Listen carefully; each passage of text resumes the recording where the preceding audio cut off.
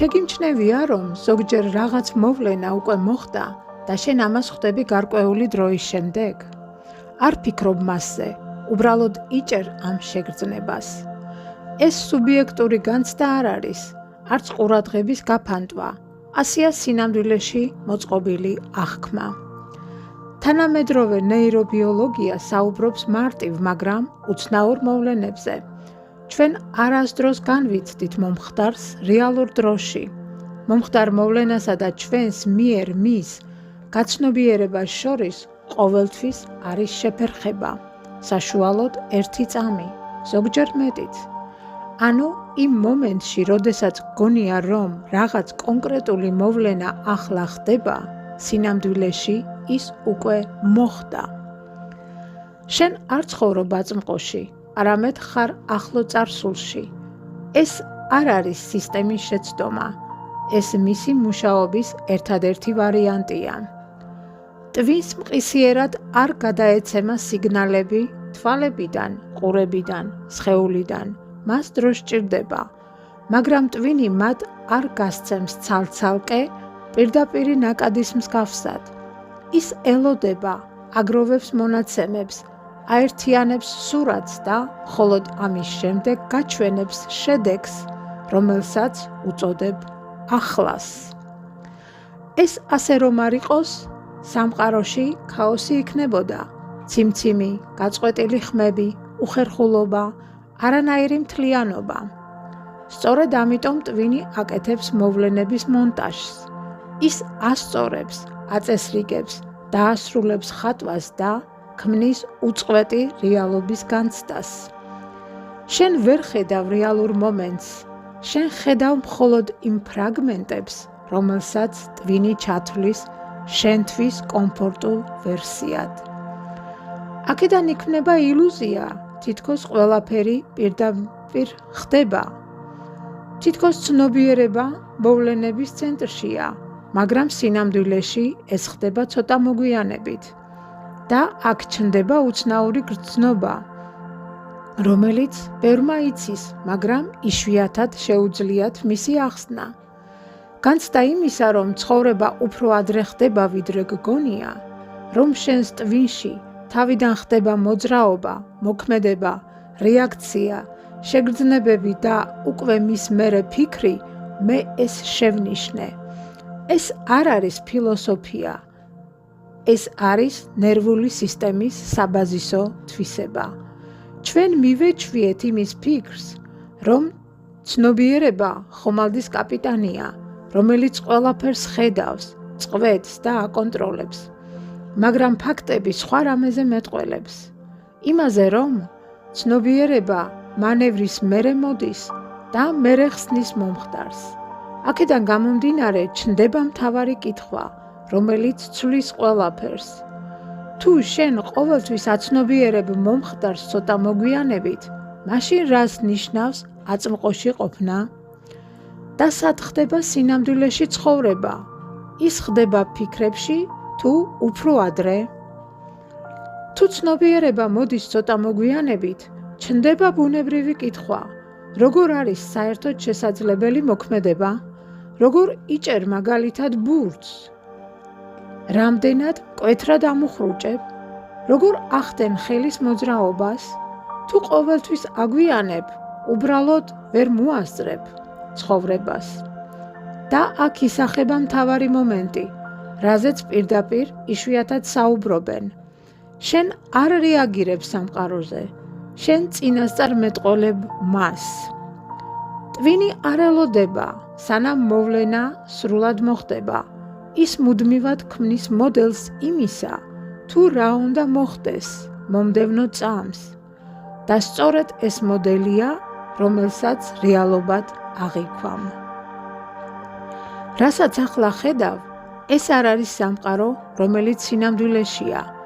ეს არის ტვინის მიერ წარსული გამოცდილების საფუძველზე, კონტექსტებზე, ჩვევებზე, ჩვეულ ნიმუშებზე, მოლოდინებზე მოგონილი ვერსია იმისა, თუ რა ხდება. წარმოიდგინე, ტვინი ჩაკეტილი თავის ქალაში. შიგნით არც შუქია, არც ხმა.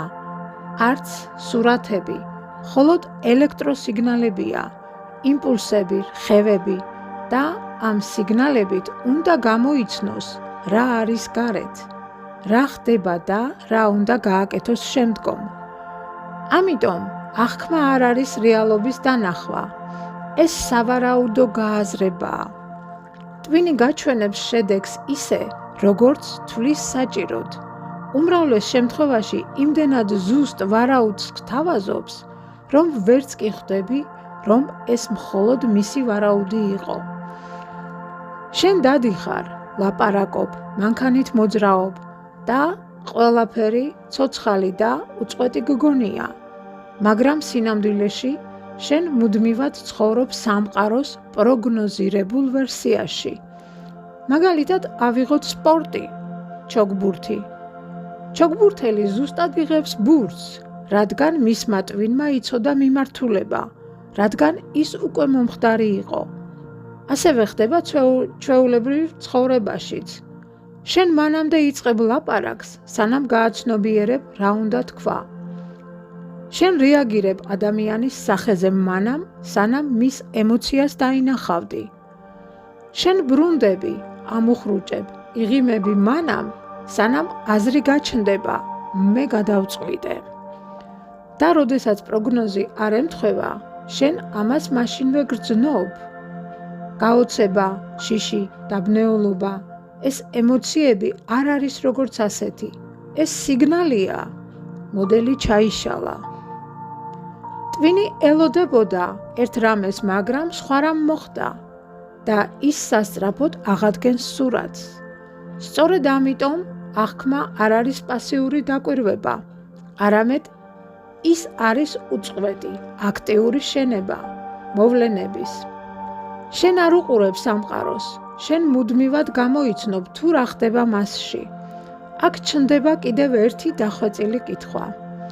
თუ შენ ხედავ არა რეალობას, არამედ მის პროგნოზირებულ ვერსიას, თუ მომენტი ყოველთვის ოდნავ უსწრებს ფიქრს, მაშინ რა მოსდის შენს გადაწყვეტილებებს?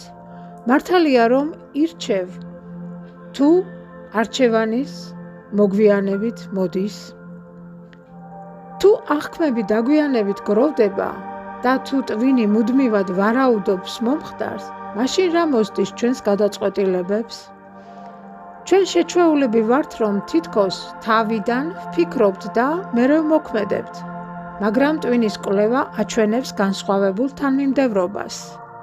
თავიდან ხდება მოქმედება, მომზადება, იმპულსი და მხოლოდ ამის მერე ხდება გადაწყვეტილების გაცნობიერება. ნეირობიოლოგთა ექსპერიმენტები აჩვენებს, რომ ტვინი წამით ადრე იწყებს მოქმედების მომზადებას. ხდება მოქმედება და მერე ამის გაცნობიერება. ტვინი არასდროს მუშაობს რეალურ დროში. ის ყოველთვის აყოვნებს, ახდენს სხეულიდან და გრძნობათა ორგანოებიდან სიგნალების შეგროვებას. აერთებს მათ და მხოლოდ ამის მერე გადმოგცემს აწყმყოს შეგრძნებას.